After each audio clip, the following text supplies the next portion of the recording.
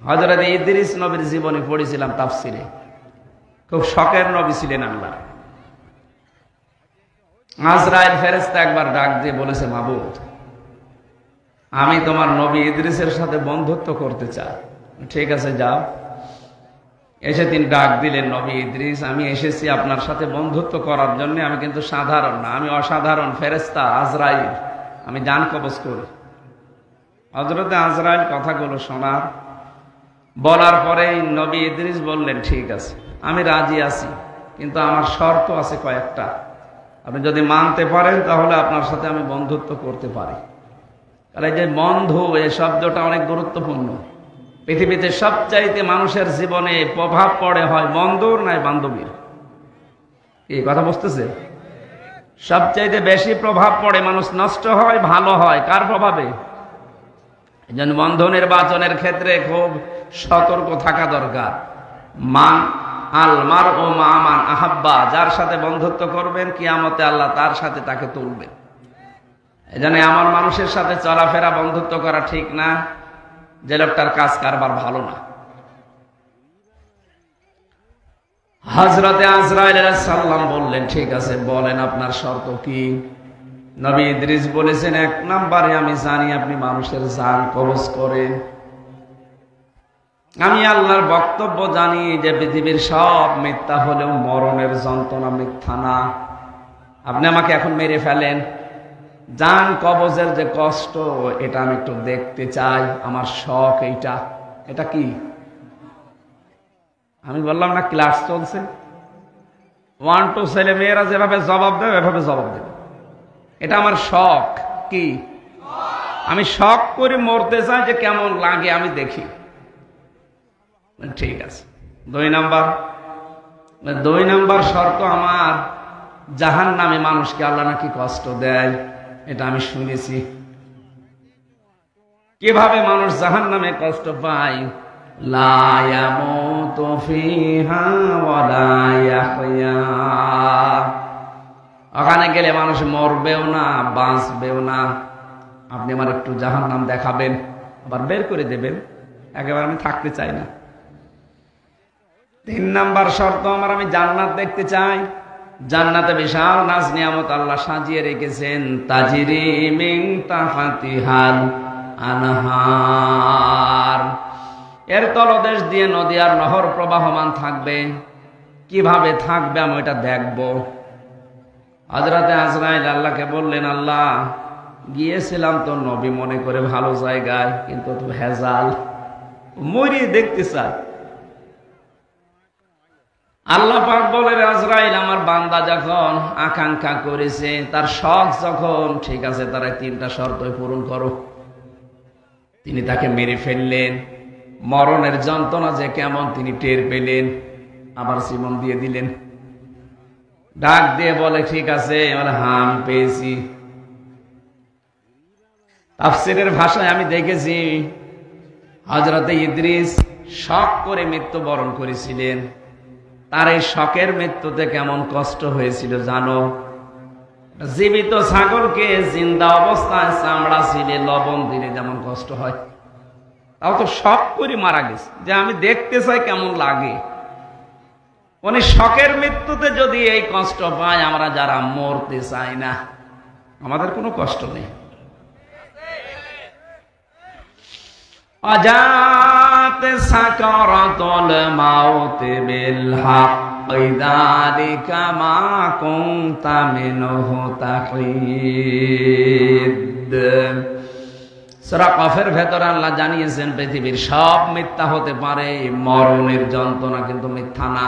এটা সত্য। কেউ রেহাই পায়নি এখান থেকে, মুহাম্মদ রাসূলুল্লাহ পর্যন্ত রেহাই পায়নি। হযরতে আজরাইল এসে শুধু তার বুকের উপরে হাতটা রেখেছিলেন। ডাক দিয়া বলেন, হে নবী, আপনি যদি থাকতে চান আমি আপনাকে রেখে যাব, যদি যেতে চান নিয়ে যাব।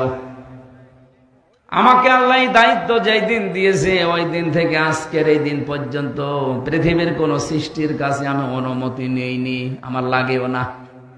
যখন যেটা অর্ডার হয় শুধু নিয়ে চলে আসি। কিন্তু আজকে আমি এসেছি আপনার সাথে অনুমতি নেওয়ার জন্য। আপনি যেতে না চাইলে নিয়ে যাব না। নবীজি জিজ্ঞাসা করেন, আজরাইল কতদিন থাকা যাবে?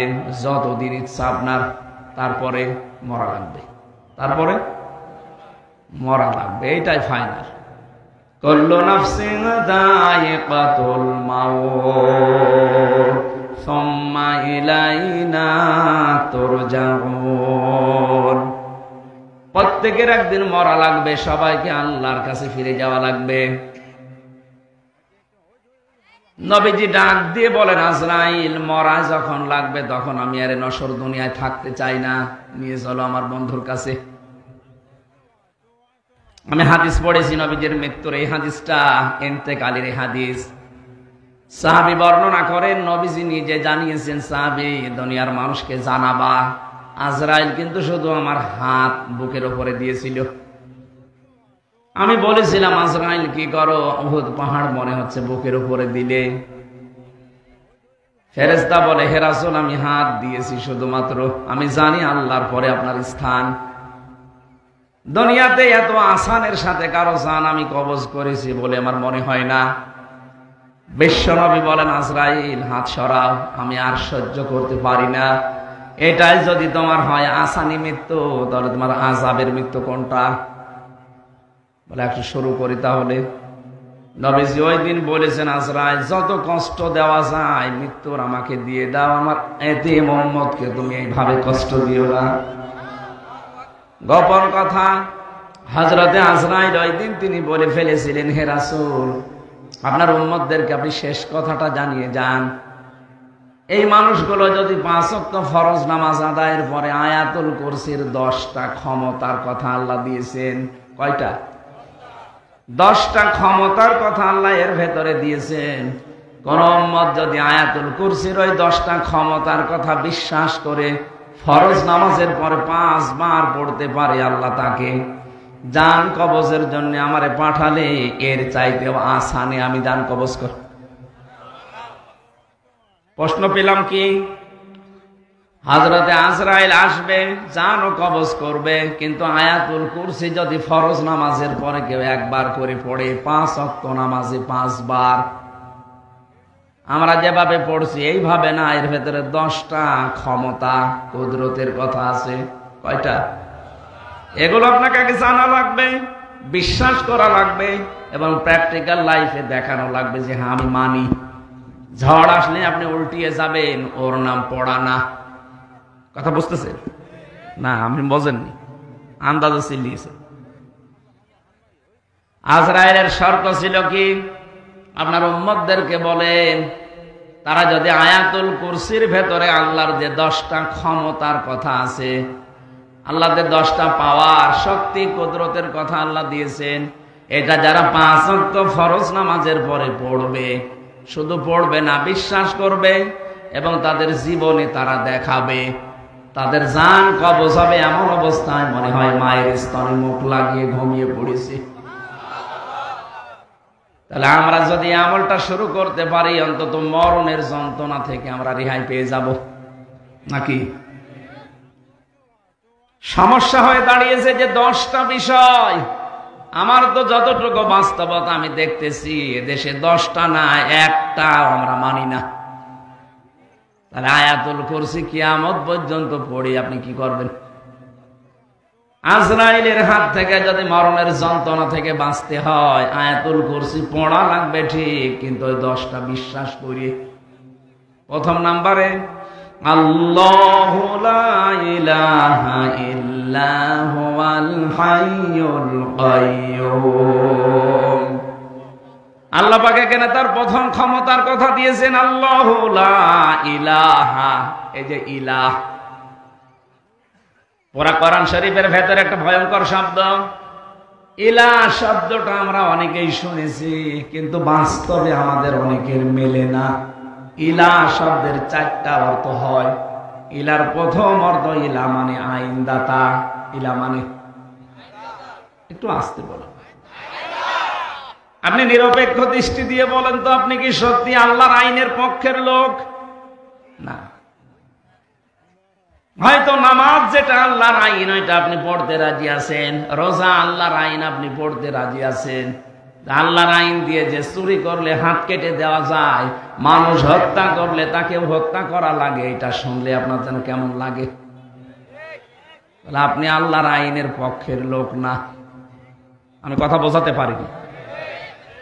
এই যে আজকে আন্তর্জাতিক অপরাধ ট্রাইব্যুনালে 13 জনকে হাজির করেছিল, এরা গণহত্যার সাথে জড়িত।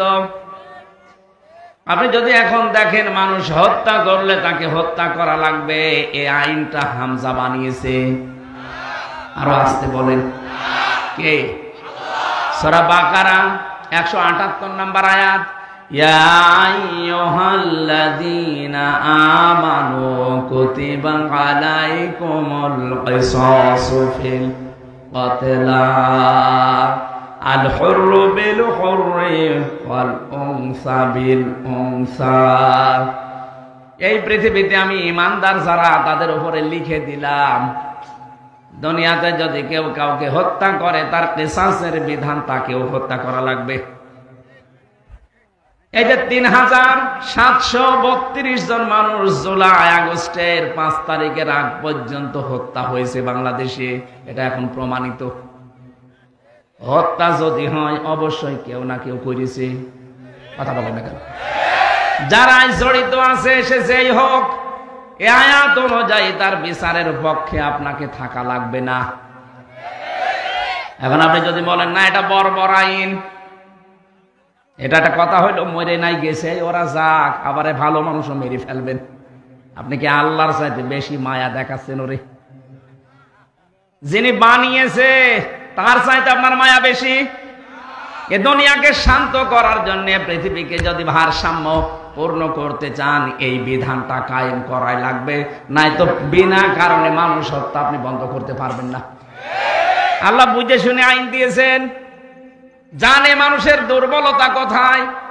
একটা মানুষকে যদি বাইতুল মুকাররমের সামনে নিয়ে ওই জায়গায় এক কোপে দুনিয়া থেকে বিদায় করে দেওয়া হয়, আগামী কিয়ামত পর্যন্ত এই দেশে বিনা কারণে কেউ কাউকে হত্যা করার আদেশ দেবে না। দিয়েছিল না 6 সালে? উনি আদেশ দিলেন সারা দেশ থেকে আসো, লগে বইটা নিয়ে আসো। কেন আপনি দিলেন এটা? আল্লাহকে আপনাকে ওহী নাযিল করে জানিয়েছে যে লগে বইটা নিয়ে আসতে বলো, মানুষ পিটিয়ে মেরে লাশের উপরে ড্যান্স দাও বলেছিল। কোন কারণে এটা করলেন? আপনি হুকুমের হুকুমের আসামি না আপনি? এখন আন্তর্জাতিক অপরাধ ট্রাইব্যুনাল যেটা দিয়ে বিচার হয়েছিল 71 সালের, এটা এখন 24 সালের বিচার হচ্ছে। আজকে থেকে অলরেডি আরম্ভ হয়ে গেছে। এখন প্রমাণ তো সব আমাদের কাছে আছে, তামাম দুনিয়া এখন কত আপডেট, সব প্রমাণ ভিডিও ক্লিপ আকারে আছে। জামালপুরের এক মন্ত্রী ছিল টাকলা মুরাদ, তার মাত্র 6 মিনিট 32 সেকেন্ডের একটা অডিও ক্লিপ ফাঁস হয়েছিল মাহির সাথে। বিশ্রী ভাষায় কথা বলেছিল, ওটা রেকর্ড হওয়ার পরে ওটা ইন্টারনেটে চলে গেছে। তাও ভিডিও না, অডিও ক্লিপ মাত্র 6 মিনিট 32 সেকেন্ডের। এটা যদি ফাঁস হয়ে তার মন্ত্রিত্ব চলে যায়, তার দলীয় পদ যায়, তার যা ছিল সব থেকে এদেশের সরকার তাকে বাদ দিয়েছে। কথা বলেন না কেন? আর আপনি এই 2 মাসে যা করেছিলেন জুলাই আগস্টে, সব কিন্তু ভিডিও, সব ভিডিও। আপনি কি মনে করছেন এখানে আমি বসে আছি কেউ দেখতে পারছে না? আমেরিকায় বসে বসে দেখতেছে। এই জন্যই তো আজ হারুন আঙ্কেলকে খুঁজে পাওয়া যাচ্ছে না। যে বিপ্লব কুমার সরকার পাওয়া যাচ্ছে না, জানে যে যেখান থেকে যাই করেছি আমি মাটির নিচে বসে সিদ্ধান্ত নিলে ওখানে ওইটা ওরা ফিট করে রেখেছে। এত উন্নত তারা। তামাম দুনিয়া জানতেছে যে হ্যাঁ, এগুলো ভিডিও ক্লিপ সব ধরা আছে। 2006 সাল থেকে 24 সাল পর্যন্ত যত কিছু করেছেন এখন সবগুলোর বিচার সামনে। আমরা চাই মানুষ হত্যা করার বিচার, যেহেতু মানুষ হত্যা করা লাগবে, যদি প্রমাণ হয় এগুলো কোনো বিচার না, একবারে এদের শেষ করে দিন। সামনের দুনিয়ায় যারাই আসবে চেয়ারে, তারা চিন্তা ভাবনা করে মানুষ মারার অর্ডার দেবে। আর এখন যদি এরা ছাড় পেয়ে যায়, সামনে যারা চেয়ারে বসবে ওরা বলবে চল, অসুবিধা নেই। এই জন্য দুনিয়ার ভারসাম্য রক্ষা করার জন্য বিচার খুব দরকার। আরে বিচার সম্পন্ন করার জন্য, ন্যায় বিচার করার জন্য আল্লাহর আইন মাস্ট বি লাগবে। এই জন্য ইলাহ শব্দের প্রথম অর্থ আইন। ইলাহ মানে যিনি আইন বানাতে পারেন।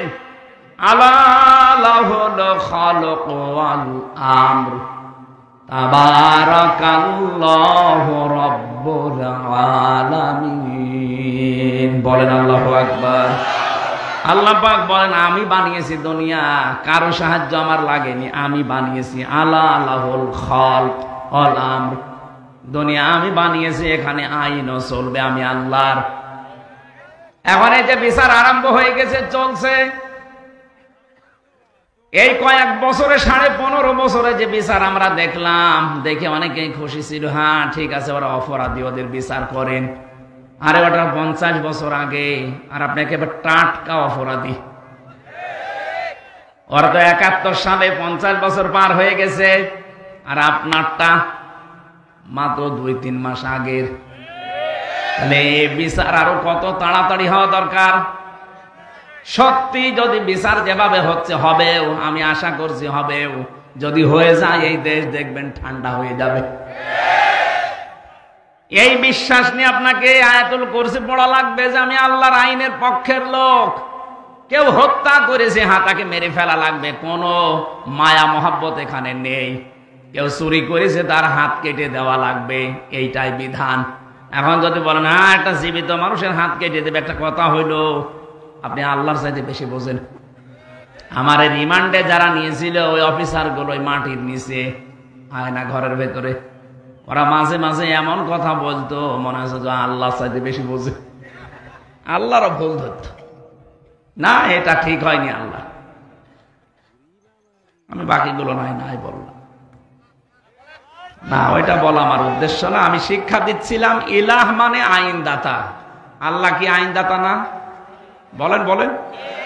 2 নম্বরে ইলাহ মানে সার্বভৌম ক্ষমতার অধিকারী। আমি কিন্তু এই যে কোরআন শরীফ সামনে নিয়ে বলছি, আল্লাহর কসম আমি কোনো দিকে টেনে বলছি না, যা আছে তাই বলছি। ইলার দ্বিতীয় অর্থ কি বললাম? সার্বভৌম ক্ষমতার অধিকারী। সার্বভৌমত্বের অধিকারী কে বলেন তো?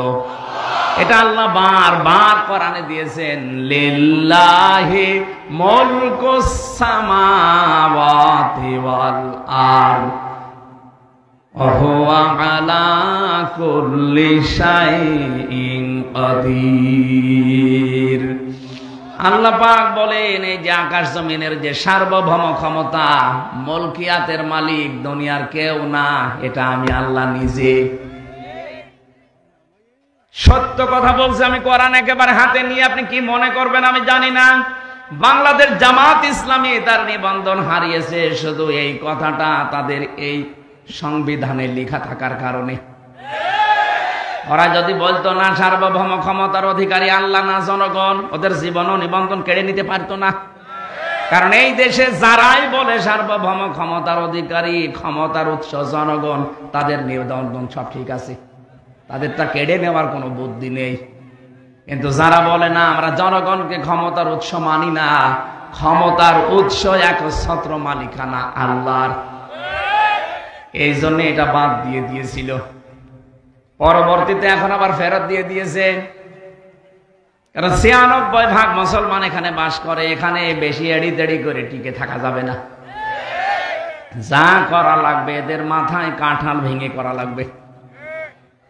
ইলা শব্দের বাকি 2টা অর্থ বললে আপনি মেনে নিতে পারবেন না, রাগ হচ্ছে না যে কি গো, আমি আয়াতুল কুরসি পড়বো, সওয়াব হবে 1 করে 10টা, আর এ কি বলে। অথচ আয়াতুল কুরসির প্রথম শব্দ ইলাহ, আল্লাহু লা ইলাহা ইল্লা নে, কথা বলছে না কেন? ইলাহ শব্দের প্রথম অর্থ আইনদাতা। আল্লাহ ছাড়া কেউ আইন দিতে পারে না। আল্লাহর আইন বাদ দিয়ে অন্য আইন যারা মানে সে কাফির। এমনকি আল্লাহর আইন বাদ দিয়ে অন্য কোনো আইন দিয়ে যদি কেউ বিচার করে সেও কাফির। এটা আমি বানালাম না, মানে অমাল্লাম ইয়াহকে বিচার করে না, ফায়সালা দেয় না, আমি আল্লাহ বলছি ওরা কাফের, ওরা ফাসিক, ওরা জালিম। 53 বছর দেশটা স্বাধীন হয়েছে, আজ পর্যন্ত তো আল্লাহর বিধান দিয়ে বিচারে দেশে হলো না। অথচ যারাই বিচারপতি দেখবেন অধিকাংশ গুলোই মুসলমান। এই যে কালা মানিক, শামসুদ্দিন চৌধুরী মানিক, কত সুন্দর নাম দেখেছেন, বিসি উড়ে গেছে, এখন টের পাচ্ছে। আজকে আদালতে তুলেছিল, চোরের মতো যাচ্ছে না। আমি যে বিষয়টা বোঝানোর জন্য বারবার রিপিট করছি, এরপরও যদি ছাত্র যারা আছেন, ছাত্রী যারা আছেন না বোঝেন, আমি কিন্তু আবার ফের ওই শুরুতে চলে যাব।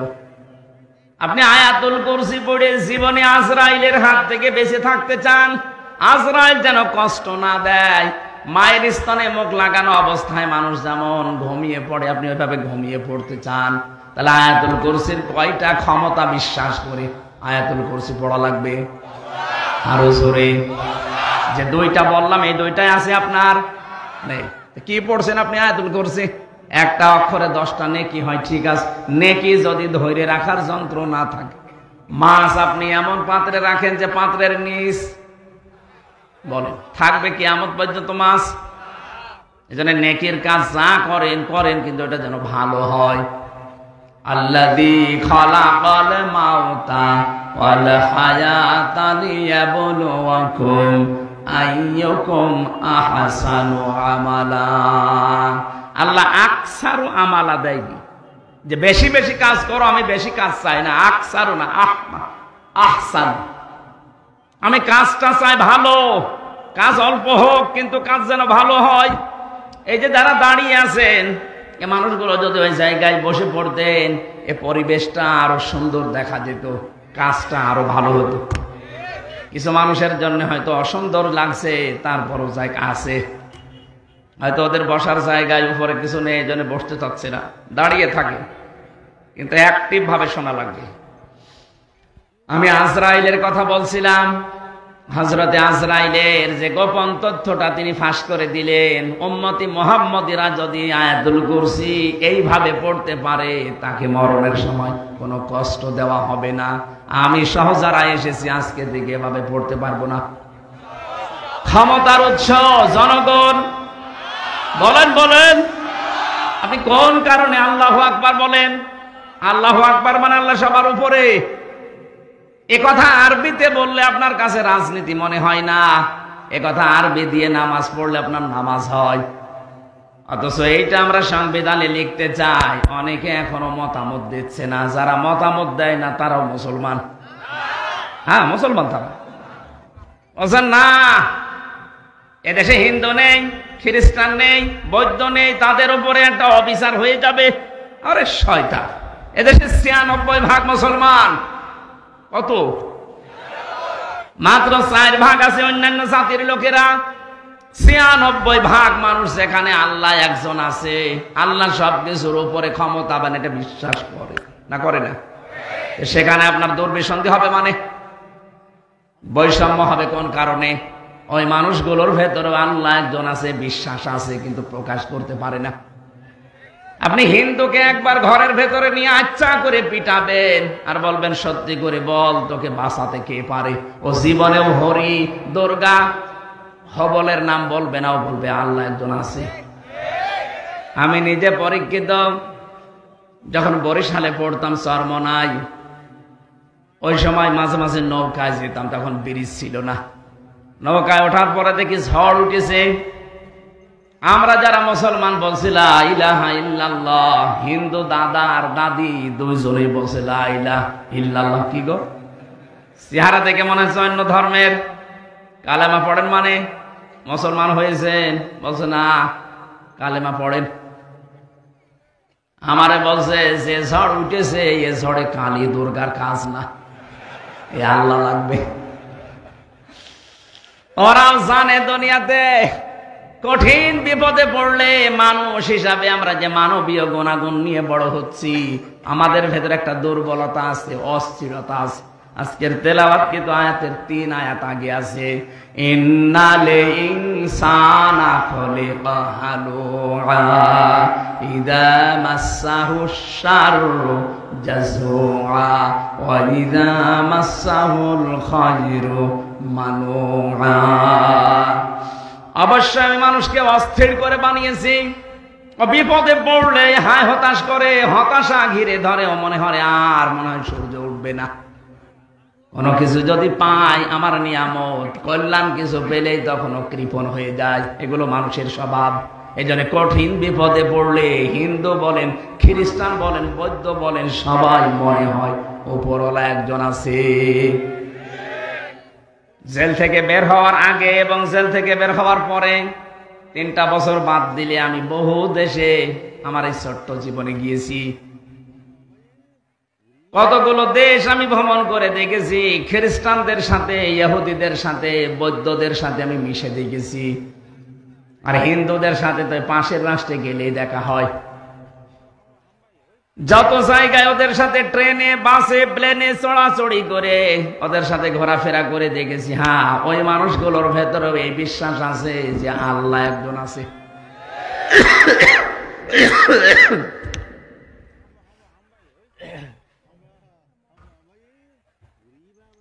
হয়তো সরাসরি আল্লাহ এটা বলে না, কিন্তু উপরওয়ালা বলে। কি বলে? উপরওয়ালা বলে ডাকে। কয়েকদিন আগে আমি ইংল্যান্ডে ছিলাম, কি সিঙ্গাপুরে গিয়েছিলাম। ওখানে খ্রিস্টান বেশি। যে মানুষগুলো আমার সাথে দেখা করতে এসেছিল, যাওয়ার সময় নেতা গোছের মানুষ, তারা ওই দেশ চালায়। ওনারা আমাকে এই শর্ত দিয়েছে যে আপনি কথা বলবেন আপনার ধর্মীয় গ্রন্থ যেটা আছে কোরআনে কারিম, ওরা কোরআন জানে, কোরআন থেকে কথা বলেন, কিন্তু কোন ধর্মকে আপনি ছোট করবেন না। আমি বলেছি কোন ধর্মকে আমি ছোট করার জন্য আসি নাই, কিন্তু সত্য ধর্ম যেটা সেটা আমি তুলে ধরবই। 4,500 ধর্ম আছে দুনিয়াতে, আল্লাহর কাছে মনোনীত মাত্র একটা ধর্ম, ইন্নাদ-দীনা ইনদাল্লাহিল ইসলাম। আল্লাহ পাক বলেন আমার কাছে একমাত্র মনোনীত পছন্দনীয় ধর্মের নাম ইসলাম। বাকি 4,500 যা আছে সব মানুষের বানানো, মানুষ উলট পালট করেছে। শিক্ষিত মানুষ তো ভেতরে যেহেতু বিবেক আছে, একটু নাড়া দিয়েছে। আমি বললাম আপনার এখনই মুসলমান হওয়া দরকার নেই, এখন ঈমান আনা লাগবে না, আপনি চিন্তা ভাবনা করেন। ইংরেজি ভার্সন পাওয়া যায়, কোরআনের তাফসির বের হয়েছে, আপনি পড়েন। পুরাটা একবার পড়ে আমার সাথে বলবেন। এই যে নাম্বার, হোয়াটসঅ্যাপ সব দিয়ে গেলাম, কথা বলবেন। আমি মাঝে মাঝে যোগাযোগ করে কি কত দূর হয়েছে। কেউ বলে 2 পারা চলছে, কেউ 3 পারা। ওরা ইংরেজিতে ড্রাইভিং করা, ওইগুলো পড়ে। টনি বেলাওয়ারের শালিকা, টনি বেলাওয়ার নাম শোনেননি? এই লোকটার শালি ছিল, ছোট শালি। ও আমেরিকা থেকে ইরানের তেহরান বিমানবন্দরে এসে নেমেছে। ওকে খ্রিস্টানরা গোয়েন্দা হিসাবে পাঠিয়েছে। ও কিন্তু অনার্স মাস্টার্স করা একটা মেয়ে। বিশ্ববিদ্যালয় থেকে, তাও পৃথিবীর নাম করা বিশ্ববিদ্যালয় থেকে অনার্স মাস্টার্স করে, ডক্টরেট করে, পিএইচডি করে এসে নেমেছে। কোটি কোটি ডলার তাকে দিয়েছে যে মুসলমানদের কাছে যাবে তাদের ঈমানটা ধ্বংস করার জন্য। খুব সুন্দরী মহিলা, আপনি ইন্টারনেটে সার্চ দেবেন, পাবেন। এত ফর্সা, ওর উপরে যেগুলো দেখা যায় এগুলো যদি এত ফর্সা হয়, বাকিগুলো নাই নাই বললাম। এত সুন্দরী। তেহরান বিমানবন্দরে নামার পরে এক মুসলমান এগিয়ে এসেছে। ও মাই ব্রাদার, এদিকে আসেন। ডাক দেওয়ার পরে বলছে আপনারা ইসলাম মেনে চলেন। আরে ইরান একটা মুসলমান রাষ্ট্র। তেহরানের বিমানবন্দরে নেমেই বলছে আমার একটা ইসলাম জানার জন্য অথেন্টিক বই দিন। ইসলাম আমি জানতে চাই, আমি মানব না, আমি মুসলমান হব না, কিন্তু ইসলাম আমি জানতে চাই। নির্ভেজাল ইসলাম জানা যাবে যে বই পড়লে, ওই বই দিন। আপনার কাছে কোনো হিন্দু এসে যদি বলে যে আমি মুসলমান হব না কিন্তু আমি ইসলাম জানতে চাই, তার অধিকার নেই। কথা বলছে না কেন? এ কোরআন শরীফ কি আপনার বাবার নাকি? হাযা বায়ানুল লিন্নাস, বায়ানুল লিন্নাস। এখানে আল হাযা বায়ানুল লিল মুসলিমিন দেয়নি যে মুসলমানদের জন্য না, মানুষ পদবাচ্চে যারা বিবেচিত সবার জন্য কোরআন শরীফ। আমি আপনার বিবেকের কাছে বলছি, কোন খ্রিস্টান এসে যদি বলে হামজা আমি মুসলমান হব না, ঈমান আনবো না, কিন্তু আমি ইসলাম জানতে চাই, আপনি জবাব দিতে পারবেন না যে তার অধিকার নেই? অধিকার আছে না? এখন প্রশ্ন আসতে পারে, কোরআন শরীফ ওযু ছাড়া তো ধরা যায় না, ও তো খ্রিস্টান, ও তো হিন্দু মানুষ, ওর তো ওযু নেই। আমি রিমান্ডে এক অফিসার পেয়েছিলাম দেবদুলাল, এর কোরআন শরীফের যে আয়াত আছে, আমি একটা হাফেজ মানুষ, আমি কোরআনের উপরে অনার্স মাস্টার্স করেছি, অথচ ওর কাছে মনে হচ্ছে যে আয়াত আমার শেখা লাগবে। এমন এমন আনকমন আয়াত বলে বলে বাংলা অর্থ বলেন। ও রাত 12টার পরে আসতো রিমান্ডে, মাটির নিচে ভোর 6টায় যেত, একা একা যেহেতু কবরের মতো জায়গায় আমি আছি, ঘুম তো আসতে চাই না, ওই অফিসারের সাথে ডিসকাস করতাম, বলেন তো দেখি। আমি প্রথমে মনে করতাম কি গো, এই যে এখানে নাম লেখা থাকে দেবদুলাল, দেখেই বুঝলাম যে নাম যা, এ মনে হয় ফুল হাতা, হাফ হাতা না, ফুল হাতা না। আমি বললাম দাদা আপনি শিখেছেন কোন জায়গা থেকে? বলছে আমি অনার্স মাস্টার্স করা মানুষ। আমি ওই সময় থেকে একটা কিউরিসিটি জেগেছে আমার ভেতরে, একটা অনুভূতি যে আমি মুসলমানদের কোরআন শরীফ পড়বো। আমি কিন্তু এখনো মুসলমান হইনি, কিন্তু পুরাটা আমার পড়া আছে। অনেক ওরা তাগামুরের আয়াতগুলো আমাকে শোনাতেন, তেলাওয়াত শুদ্ধ আছে, তেলাওয়াত বেশ সুন্দর, গ্রামাটিক্যাল কায়দা দিয়ে পড়ে, বাংলা অর্থ তো ওর আন্দাজে জানাই আছে, ইংরেজিতে ভার্সন দিত। দেখেন তো এই মানুষগুলো অন্য ধর্মের মানুষ হওয়ার পরে কোরআনে কারিম কত আয়ত্ত করতে পেরেছে, আর এখানে যে হাফেজা মেয়েদের বাবা বসে আছে। আমার মনে হয় এখানে আলেম বাদ দিয়ে বাকি যারা পাবলিক, এদেরও কোরআনের প্রতি এরকম দখল নেই। মুসলমান আমরা। লরেন বোথ এই মহিলা মুসলমানকে বলছে আপনি কোরআন শরীফ আমাকে দেন, নাকি বলেন নির্ভেজাল ইসলাম আমি জানতে চাই। আপনাকে একটা এমন একটা বই দেবেন যে বই পড়ে আমি নির্ভেজাল ইসলাম জানতে পারি। এখন যদি আপনি ফাজাইলে আমাল তুলে দেন, হবে? ওর মধ্যে কত দুর্বল হাদিস আছে, আর অত বলেছে আমি নির্ভেজাল ইসলাম জানতে চাই। পৃথিবীর কোন বই নির্ভেজাল না, একটা বই আছে নির্ভেজাল, কোন ভেজাল নেই। যালিকাল কিতাবুলা রাইবা ফি।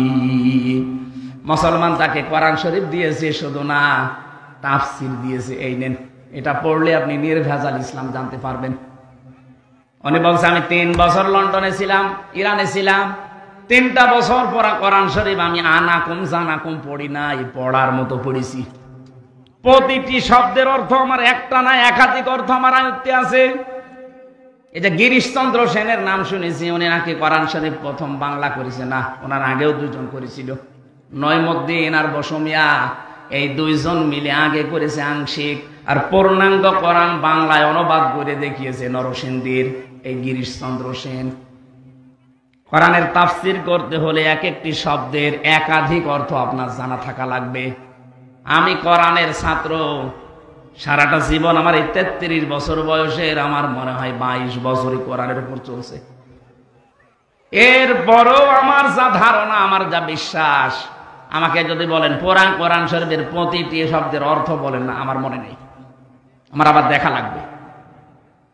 শুধু আমি কেন, এখানে যত বড় মহারথী থাকুক, প্রধান অতিথিকে জিজ্ঞাসা করেন তো কোরআন শরীফের প্রতিটি শব্দের অর্থ বলতে পারবে?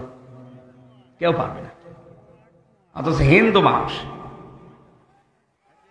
উনি যেহেতু তাফসীর লিখেছে, তাফসীর করার জন্য কতগুলো বিষয় আয়ত্ত করা লাগে, তাহলে এক একটা শব্দের অর্থ কমপক্ষে 33টা পর্যন্ত তার জানা লিখেছে। কয়টা বলেন বলেন? কিন্তু কোরআন তাকে হেদায়েত দেয়নি, কারণ তার মন ছিল না। ও মারা যাওয়ার পরে জানাজা হয়নি, কবরে দেয়নি, পুড়িয়ে ফেলেছে। আজকে কোরআনের একদিন তাফসীর শোনা না। প্রধান অতিথি বলছিলেন আপনি নামাজ পড়েন না, কোরআন শুনতে আসেন। শুধু আজকের এই একদিন না, কিয়ামত পর্যন্ত যদি এখানে তাফসীর হতেই থাকে, আপনার যদি মন তৈরি না হয় যে আমি ভালো হব, হামজা না হামজার বাবা আসলো, আপনার কিছু হবে না। লরেন বোথ 3টা বছর পড়েছে, শুধু কোরআন শরীফ না, 86 তার 6টা হাদিস ওর সাথে তাফসীর আকারে মিলিয়ে পড়েছে। পুরাটা 3 বছর শেষ করার পরে মুসলমান হয়ে গেছে। সাংবাদিকরা ডাক দিয়ে বলছে, কি আপনি একজন খ্রিস্টান? তামাম দুনিয়ায় সবচাইতে বেশি মানুষ বাস করে কোন ধর্মে? খ্রিস্টান। বলেন বলেন। এরপরে মুসলমান। আমরা হচ্ছে 175 কোটি, আর ওরা 250 কোটি। বাকি অন্যান্য জাতির লোকরা আছে তামাম দুনিয়ায় 750 কোটি মানুষ আছে। 257টা রাষ্ট্র আছে। সবচাইতে বড় রাষ্ট্রের নাম বাংলাদেশ। কয়েকদিন আগে আমি মালয়েশিয়া ছিলাম, সফর করে দেখলাম বাংলাদেশের চাইতে 8 ডবল বড়। 8টা বাংলাদেশ জোড়া দিলে যত বড় হবে এক মালয়েশিয়া একাই অত বড়। আমি ভারতে বহু রাজ্যে ঘুরেছি, বাংলাদেশের চাইতে 29 ডবল ভারত। বাংলাদেশ 59টা জোড়া দিলে যত বড় হবে এক আমেরিকা একাই অত বড়। তাহলে আমেরিকার কাছে বাংলাদেশ একটা পাড়া না?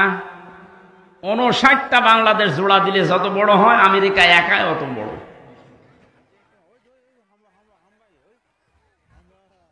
মাঝে মাঝে মানচিত্রের দিকে তাকিয়ে দেখবেন বাংলাদেশ এই 257টা রাষ্ট্রের ভেতরে মনে হয় কলমের একটা মাথার মতো, তাও বোঝা যায় না। এই বাংলাদেশে এতটুকু জায়গা, এর ভেতরে আমার আসতে তাই হাঁপ লেগে যাচ্ছে। কোথায় কুষ্টিয়া আর কোথায় দিনাজপুরের সেতাবগঞ্জ। প্রায় 11-12 ঘন্টা সময় লাগে আসতে। অথচ আমেরিকা এত বড়। বাংলাদেশের এই তুলনায় বললাম 59 ডবল। এই দেশে 64টা জেলা আছে, তার ভেতরে দিনাজপুর মাত্র একটা জেলা। একটা জেলা না? এখানে মনে হয় 13টা না কয়টা থানা আছে, তার ভেতরে সেতাবগঞ্জ একটা থানা। এ থানায় কতগুলো গ্রাম আছে, সে গ্রামের ভেতরে এই ধনতলা না কি যেন দেখলাম, দমতলা, যাই হোক এটা উল্টা পাল্টা নাম। তো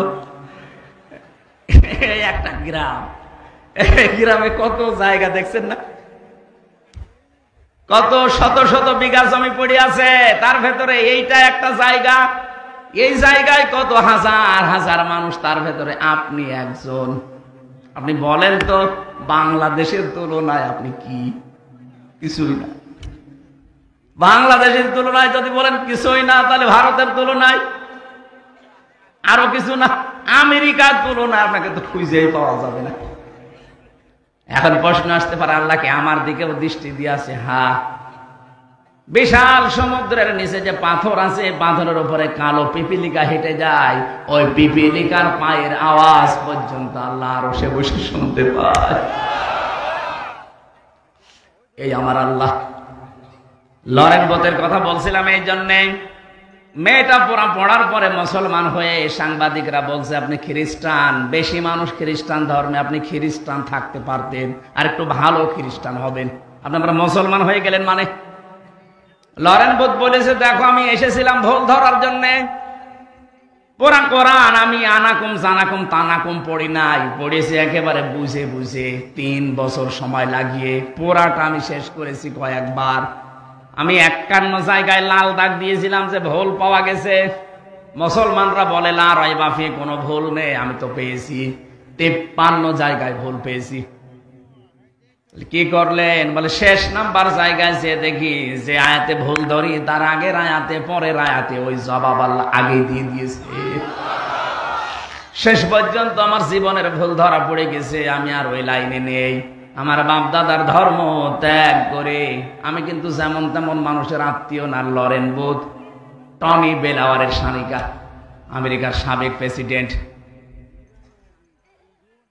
আমি যে কথাটা বোঝানোর জন্য পর্যন্ত এসেছিলাম, এই মহিলাটা কোরআনে কারিমের কাছে আসার কারণে, বোঝার কারণে এই মানুষটাকে আল্লাহ কোথায় পৌঁছিয়ে দিয়েছেন আজকে। আজ যদি আমরা আয়াতুল কুরসিটা ঠিক এইভাবে 10টা ক্ষমতা বিশ্বাস করে পড়তে পারতাম, আজরাইল যে কথা গোপন ভাবে নবীজিকে জানিয়েছিলেন, আল্লাহর কসম আমাদেরও মরণের সময় আযাব হতো না। এজন্য মরণের যন্ত্রণা আমি টের পেলাম শক করে। আপনারা কি ঘুমাচ্ছেন? হযরতে আজরাইল ডাক দিয়ে বলেছেন, ঠিক আছে চলেন আপনাকে আমি জাহান্নাম দেখাবো। জাহান্নামের বিভিন্ন জিনিস দেখানোর পরে বলছে আমারে বের করেন, আমি আর থাকতে চাই না। ঠিক আছে চলেন। জান্নাত দেখতে চাই, জান্নাতে প্রবেশ করার পরে বলছে কি দেখা হয়েছে? বলে হ্যাঁ দেখলাম। চলেন এবার। হযরত ইদ্রিস নবী বলে আজরাইল, আমি কিন্তু আল্লাহর ভাষা জানি। খালিদিনা ফিহা লা ইয়াবগুনা আনহা হিওয়ালা। কোন মানুষ যদি জান্নাতে একবার যেতে পারে, আল্লাহ কোনদিন তাকে বের করে দেবে না, আর লোকটা বের হতেও চাইবে না। ও ভাই আজরাইল, আমি তো চলেই এসেছি যে কোনো কায়দায়। আল্লাহ তো বলেছে যে বের করে দেবে না, তুমি ঝামেলা করো কেন? চলে যাও। হযরতে আজরাইল বলেছে রব্বুল আলামিন, তোমার নবী ইদ্রিস বড় চালাক। আল্লাহ পাক বলেন ফিরে আসো আজরাইল, আমার নবী ইদ্রিসের কপালে আমি এইটাই লিখেছিলাম। আমি কথাটা বোঝানোর জন্য এই হাদিসটা নিয়ে এসেছি যে জান্নাতে কোনো মানুষ যদি একবার প্রবেশ করতে পারে, আল্লাহ পাক তাকে বের করে দেয় না, সে বের হতেও চায় না। এটা যে নবীজির ভাষায় জান্নাতের বাগান, আপনি বিশ্বাস করেন তো? কথা বলেন না কেন? তার মানে এখানে আমরা যারা এসেছি, এই প্যান্ডেলে যারা আছি, আমরা সবাই নবীর ভাষা অনুযায়ী জান্নাতি। কি বলেন বলুন?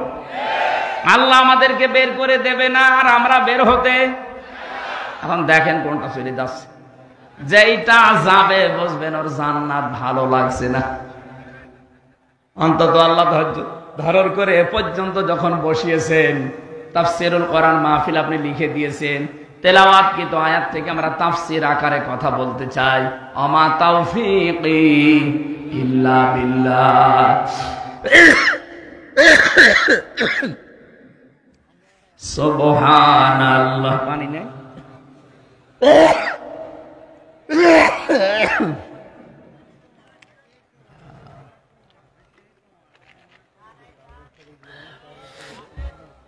না থাক, চা এখন নিয়ে আসতে গেলে আবার আর এক ঝামেলা হবে। এখানে বসেন, দরকার নেই।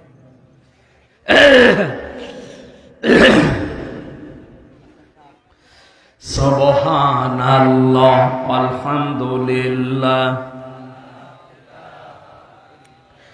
লা ইলাহা ইল্লাল্লাহ লা ইলাহা ইল্লাল্লাহ মুহাম্মাদুর রাসূলুল্লাহ। নবীজির উপরে দরুদ আর সালাম পড়ে আমরা আলোচনায় যাচ্ছি। আজকের আলোচনার বিষয় হচ্ছে মুসল্লিদের গুণাবলী। আমরা মুসল্লি না? নামাজ অন্তত এক ওয়াক্ত পড়লেও তো পড়ি, অন্তত না পড়লেও ঈদের নামাজ পড়ি, কিছু না হলেও বাবা মরে গেলে জানাজার নামাজ তো পড়ি। বলেন, আল্লাহ পাক বলেন ইল্লাল মুসাল্লিন আল্লাযীনা হুম আলা সালাতিহিম দাইমুন। এই পৃথিবীতে যারা মুসল্লি, সবাই না, যারা মুসল্লি। মুসল্লি কি? আল্লাহ পাক বলেন মুসল্লি কাদেরকে বলে জানো? আল্লাযীনা হুম আলা সালাতিহিম দাইমুন, যারা তাদের নামাজের উপরে স্থির, নামাজের উপরে দায়েম এবং কায়েম থাকে। সর্বদা নামাজের উপরে যারা থাকে, 2 ওয়াক্ত পড়ে 3 ওয়াক্ত পড়ে না এমন না। এটা নিয়ে আসতে গেলেন কেন আবার?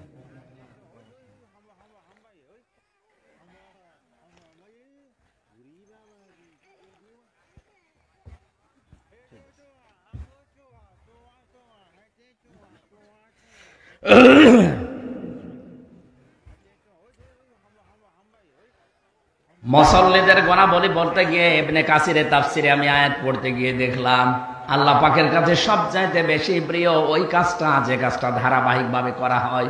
2 দিন করলেন, 3 দিন বাদ দিলেন না। আপনি যদি তাহাজ্জুদের নামাজ পড়েন, নিয়মিত পড়বেন। আপনি 2 রাকাত পড়েন, 4 রাকাত পড়েন, কিন্তু নিয়মিত আপনি আদায় করবেন। আস্তাগফিরুল্লাহ যদি প্রতিদিন 100 বার করে পড়েন, 2 দিন পড়েছেন, 5 দিন বাদ দিয়েছেন না, ওটা আল্লাহ রেগে যায়।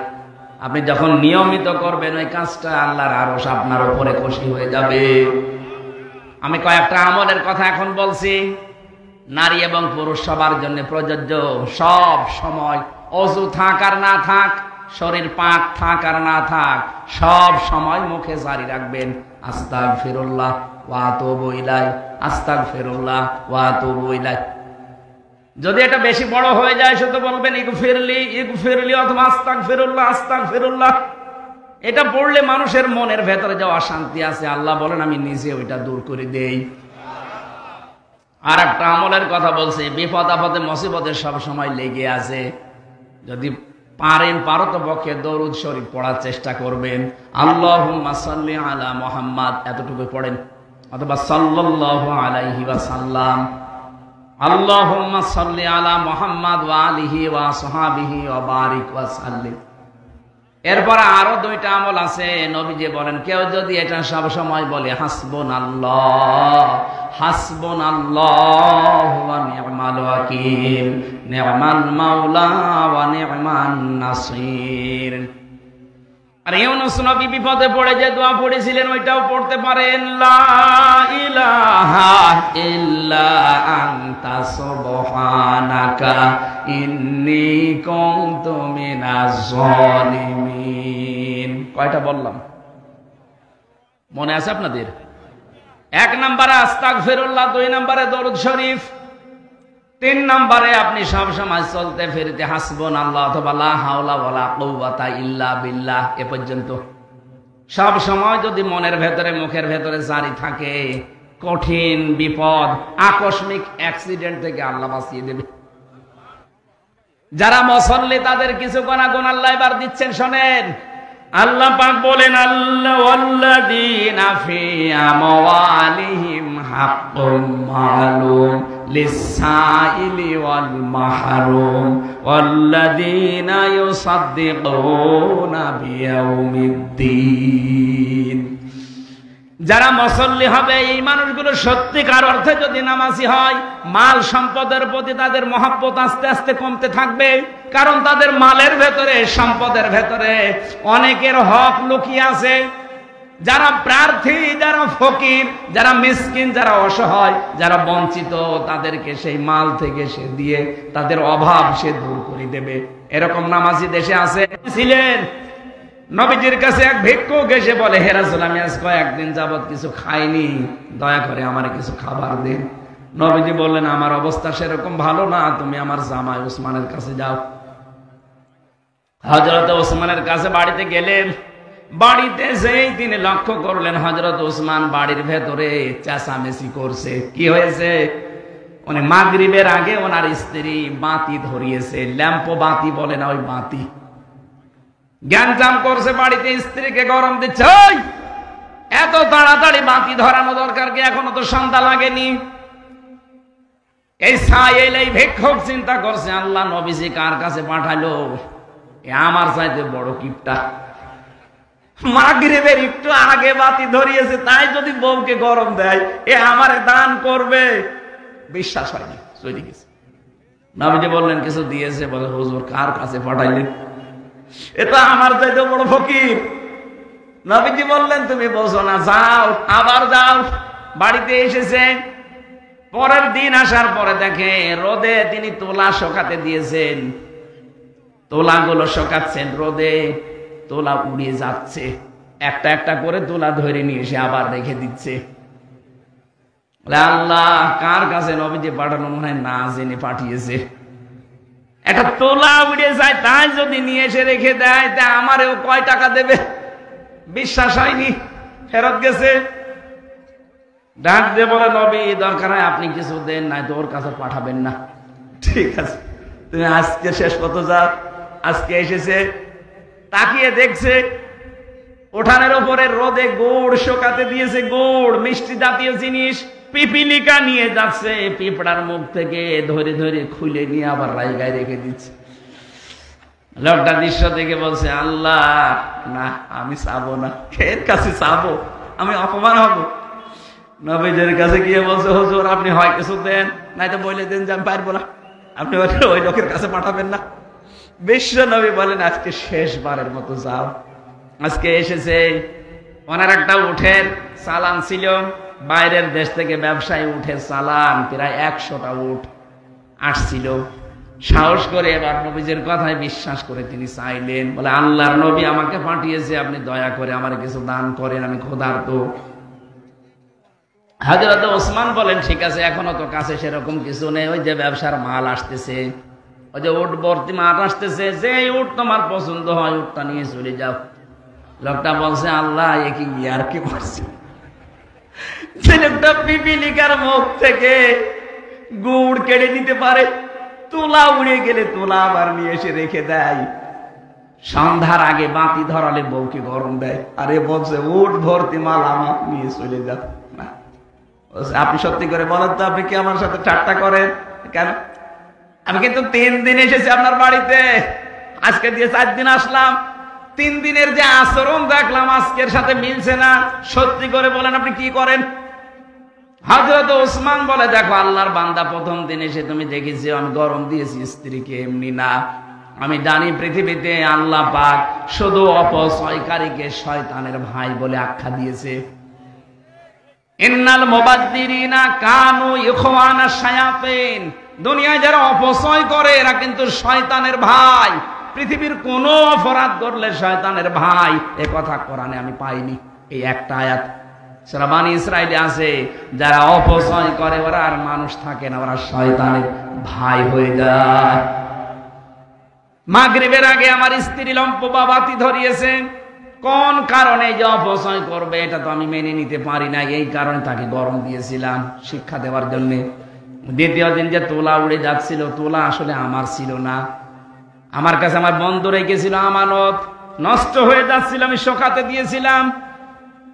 মানুষের আমানত আমার কাছে আছে, সেটা উড়ে চলে যাবে, আর আমি আমানত বসে বসে খেয়ানত করব না, এই শিক্ষা আমি পাইনি। আজ বাংলাদেশের মানুষ যারা দায়িত্বে ছিল, 1628 জন মানুষ দায়িত্বে ছিল, এই মানুষগুলো যদি হযরত ওসমানের মতো এইভাবে অ্যাক্টিভ ভাবে কাজ করত, আল্লাহর কসমে দেশ থেকে কিয়ামতের আগে তারা ক্ষমতা থেকে যেত না। আপনি আমানতের দায়িত্ব পেয়ে সব খেয়ানত করে বসে পেয়েছিলেন জমি জায়গার যে মন্ত্রী, ভূমি মন্ত্রী, তাও প্রতিমন্ত্রী, সেই লোকটার নাকি 620টা বাড়ি। কয়টা লাগে বাড়ি আপনার? বলেন কয়টা লাগে বাড়ি? 64 জেলাতে 64টা হলেও তো হয়, 620টা বাড়ি বানিয়েছেন আপনি।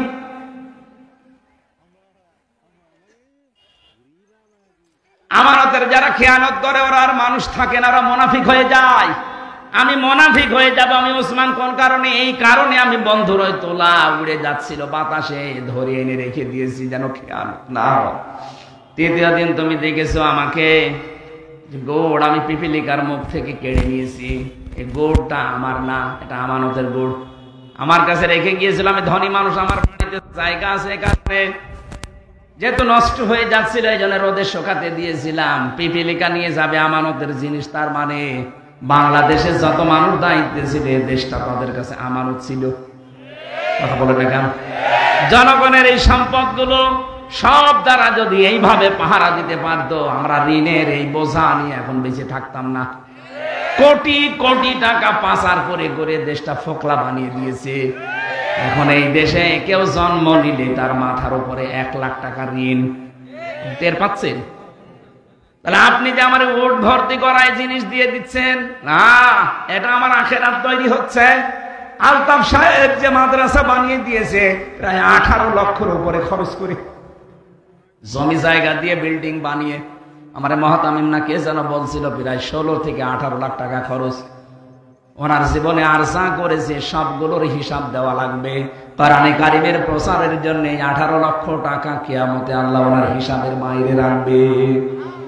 তিরমিজি শরীফের হাদিস, নবীজি জানিয়েছেন 3টা জায়গায় পয়সা খরচ করলে আল্লাহ হিসাব নেয় না। 1 নম্বরে যারা পরিবারস্থ লোকদের জন্য খরচ করে, মা বাবা স্ত্রী সন্তানেদের। 2 নম্বরে যে মানুষটা করছে তাদের পেছনে খরচ করে। 3 নম্বরে যারা এই পৃথিবীতে কোরআন প্রচারে প্রসারে কোরআন কায়েমে যারা আছে তাদের পেছনে খরচ করে। আপনি নিজে যদি সরাসরি যেতে না পারেন, যারা করে এইগুলো তাদেরকে দেবেন, এই টাকার হিসাব দেওয়া লাগবে না। কি করবেন আপনার টাকা দিয়ে যদি দিনের কাজই না হয়? তা আপনার টাকা আর আবু জেহেলের টাকা সমান। আবু জেহেলের টাকা ছিল না, কারণের টাকা ছিল না, কাজে লেগেছে, লাগে না। হ্যাঁ, এখানে কয়েকটা বাধা আছে, আমি 5টা বাধা পেয়েছি। বাংলাদেশে আমাদের অনেকের মন আছে দিনের জন্য, রক্তের সম্পর্ক যাদের সাথে আছে তাদের পেছনে আমরা খরচ করি, কিন্তু আমার বউ আর শাশুড়ি এরা বাধা। এরকম পরিবার দেশে নেই? অনেক পরিবারে আছে আমার নিজের টাকা, আমার ভাইকে, আমার বোনকে, আমার চাচাকে, আমার ফুফুকে, যাদের সাথে আমার সম্পর্ক রক্তের, এদের হক নেই আমার প্রতি। বলেন না কেন? এই যে লিসাইলি ওয়াল মাহরুম, সূরা জারিয়াতের 19 নম্বর আয়াতে আয়াতের ব্যাখ্যা করা আছে, অফি আমওয়ালিহিম হাক্কুল লিসাইলি ওয়াল মাহরুম। যে মানুষগুলো তাদের সম্পদ থেকে, যাদের হক আছে তাদের হক বুঝে দেয়, আমার সবচাইতে বেশি হক আমার সম্পদের উপরে, আমার সাথে সম্পর্ক রক্তের যাদের তাদের, আর আমার সাথে সবচাইতে বেশি সম্পর্ক রক্তের আমার ভাই, আমার বোন, আমার ফুফু, এক কথা বলছে না কেন, আমার চাচা। আপনি আপনার বউকে বার্থডে করে এই রক্তের সম্পর্কগুলোর ঠিক রাখেন, তাদের হক আদায় করতে যান, আপনার বউর আর মন পাবেন না। এরকম বউ দেশে নেই? এক কথা বলে না কেন? কার কার বউ এরকম মন ছোট, হাত তোলেন তো। যাক আলহামদুলিল্লাহ, এই এলাকা তো অনেক ভালো আছে। এই এলাকার ওয়াজ দেওয়ার দরকার নেই, এই এলাকায় গান দেবে। এই এলাকার মা বোনেরা মাদ্রাসা আছে তো সব ভালো হয়ে গেছে। সম্মানিত মা বোনেরা, না আমি জানি এটা রেকর্ড হচ্ছে, সারা বাংলাদেশ সহ বিশ্বে বহু মহিলার মন এরকম ছোট, তার নিজের বাবার জন্য, তার ভাইয়ের জন্য, তার নিজের মামার জন্য, চাচার জন্য খরচ করেন, কোনো অসুবিধা নেই, আরো বলবে করো। আর স্বামী তার মায়ের জন্য, বাবার জন্য, বোনের জন্য, চাচার জন্য কিছু করলে হুকুম পেশা হয়ে যায়। আপনার মন এত ছোট কেন? আপনি কি মনে করেন যে আমি নামাজ পড়ি, রোজা করে জান্নাতে চলে যাবো? কিসের জান্নাত আপনার? রক্তের সম্পর্ক যারা ঠিক রাখে না, যারা রক্তের সম্পর্কগুলো নষ্ট করে দেয়, তারা চির জাহান্নামী। কারণ এই যে রেহেম, রেহেম মানে রক্তের সম্পর্ক। রেহেম মানে কি? আল্লাহ যখন দুনিয়া তৈরি শেষ করে ফেললেন, তখন রেহেম আল্লাহর কুদরতের 5 এপি ধরেছিল। ডাক দিয়ে বলেন, আল্লাহ তুমি আমার সম্পর্কে কি সিদ্ধান্ত নিলে? কিছু তো জানালে না। আল্লাহ বলেন, রেহেম, দুনিয়াতে যারা রক্তের সম্পর্ক তোর সাথে ঠিক রাখবে, আমার সাথে তাদের সম্পর্ক ঠিক আছে। আর তোর সাথে যার সম্পর্ক ঠিক নেই, আমি বলি যে ওটা আমার বান্দা না, ওর দায়িত্বই আমার নেই, ওর সাথে আমি কাট। বলেন তো আপনার কারণে শুধু, এটা শুধু স্ত্রীর কারণে হয়? এই কথা বলছে না কেন? হাজারো স্বামী চায় যে আমার মা বাবা আমার সাথে থাক, কিন্তু স্ত্রী চায় না।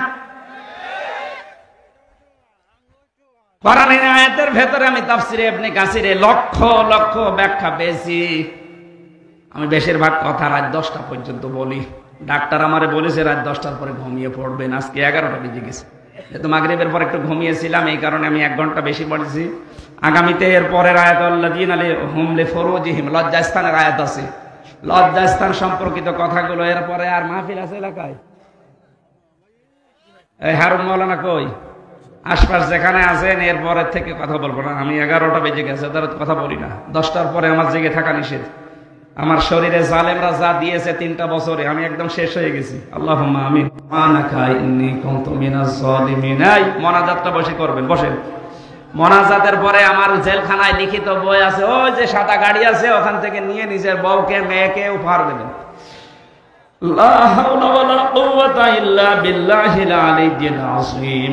রব্বুল আলামিন কোরআনের তাফসীর যতটুকু বুঝি আমি চেষ্টা করছিলাম বোঝানোর। দিনাজপুরের শীতাবগঞ্জের মানুষগুলো চাতক পাখির মতো শুনছিল। কোরআনে কারীম শোনার জন্য যাদের এত আগ্রহ, এই মানুষগুলোকে তুমি মেহেরবানি করে কোরআনের হেদায়েত দিয়ে দাও। সওয়াবগুলো তুমি নবীজির রওজায় পৌঁছিয়ে দাও। বিশাল আয়োজনে যারা আশ্রম দিয়েছে এই মাদ্রাসার পক্ষ থেকে, এলাকার যুবক, এলাকার মানুষেরা যারা এগিয়ে এসেছে, আল্লাহ কোরআনের ইজ্জতে তাদেরকে ওসমানের সাথে কবুল করে নাও। আজকে যারা আলোচনা রেখেছে আলেমদের মঞ্জুর করো। সম্মানিত মা বোনেরা পর্দার আড়ায় বসে আছে, এদেরকে ফাতিমার মতো, খাদিজার মতো, উম্মে কুলসুমের মতো বানিয়ে দাও।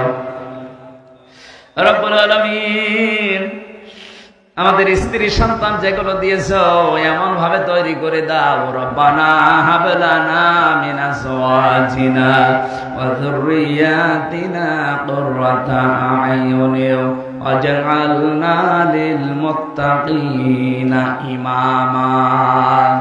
এদের দেখলে যেন আমাদের চক্ষু জুড়িয়ে যায়, হৃদয়টা শীতল হয়ে যায়। এমন কোন সন্তান স্ত্রী আমাদেরকে দিও না যাদেরকে দেখলেই আমাদের রাগ হয়ে যায়। তোমার দিনের পথে যারা বাধা হয়ে দাঁড়ায়, এরকম স্ত্রী সন্তান থেকে আমাদেরকে রক্ষা করো আল্লাহ। বড় আশা নিয়ে মুসাফির অবস্থায় হাত তুলেছি। আজকের প্রধান অতিথি আলতাফ ভাইকে কবুল করে নাও। সভাপতি একজন আলেম মানুষ আমিনুল হককে কবুল করো।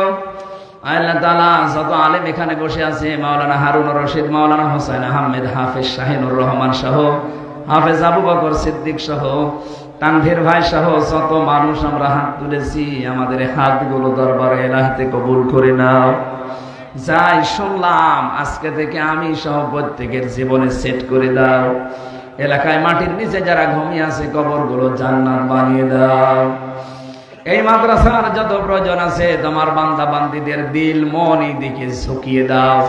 কোন অভাব যেন না থাকে আল্লাহ, যত অভাব আছে দূর করে দাও।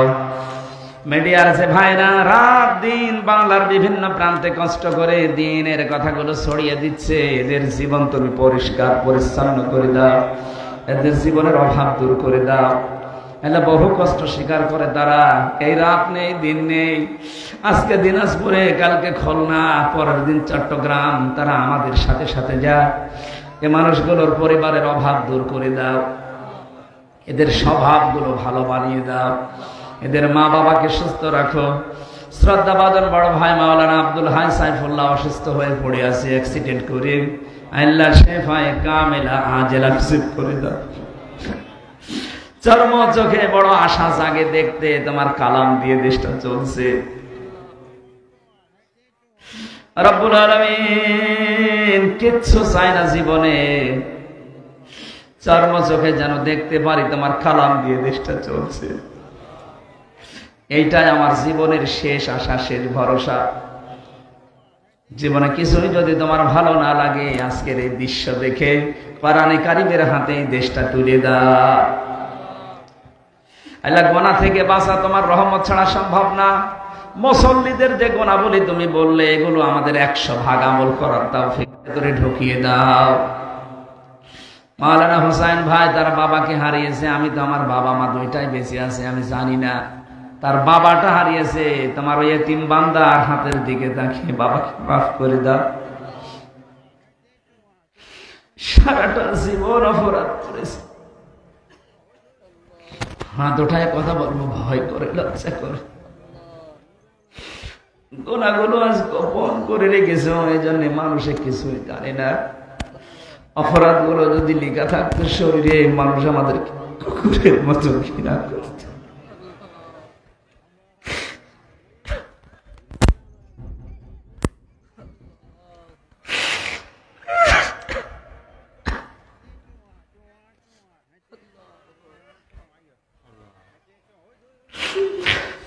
জাহান্নামের যে বর্ণনা পড়েছি, 1 সেকেন্ড সহ্য করা সম্ভব না। আল্লাহ যাই করো আমাদেরকে জাহান্নামে দিও না। জান্নাতের যদি জায়গা না হোক, বারান্দায় আমাদেরকে দাঁড় করো।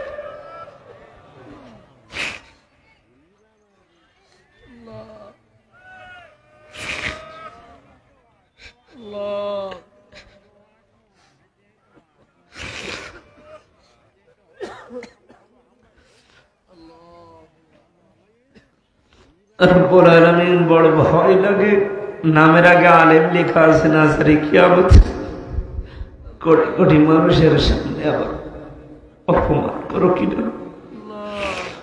অপমান করো, তোমার সাত্তার নামে রসিলে আমাদের গুনাহগুলো আল্লাহ গোপন করে দিও। কখন কার কাছে আজরাইল আসে জানি না, যখনই আসবে যেন একটা বার হলে পড়তে পারি লা ইলাহা ইল্লাল্লাহু মুহাম্মাদুর রাসূলুল্লাহ।